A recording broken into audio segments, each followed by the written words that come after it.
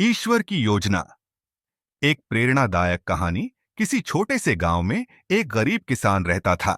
उसका नाम रामू था। रामू के पास बहुत ही सीमित संसाधन थे, लेकिन उसके दिल में ईश्वर पर अडिग विश्वास था। एक दिन जब वह खेत में काम कर रहा था, अचानक आकाश में काले बादल घिर आए और एक भारी बारिश शुरू हो गई। उसकी मेहनत और पसीना उसकी फसल को बहा ले गया। रामू निराश हो गया और सोचने लगा कि उसकी मेहनत बेकार गई। उसने सोचा, ईश्वर ने मेरी मदद क्यों नहीं की।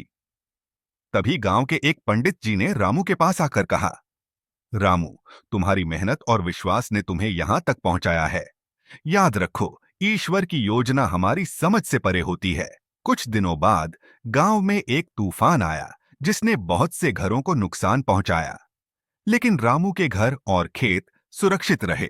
उसके खेत में लगी फसल अब और भी हरी भरी और स्वस्थ थी।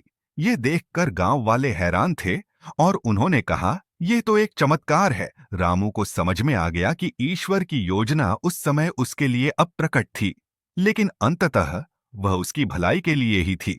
उसने अपने विश्वास को फिर से मजबूत किया और अब वह हर दिन आभार और खुशहाली से जीने लगा। समाप्ति में रामू ने सीखा कि जीवन में आने वाली कठिनाइयां और चुनौतियां कभी व्यर्थ नहीं होती। ईश्वर की योजना हमेशा हमारे भले के लिए होती है, भले ही हमें वह अभी समझ ना आ रही हो। यह कहानी हमें सिखाती है कि हमें कठिनाइयों और परेशानियों के बावजूद विश्वास बनाए रखना चाहिए, क्योंकि ईश्वर की योजना अक्सर हमारे विचारों से कहीं अधिक बड़ी और बेहतर होती है।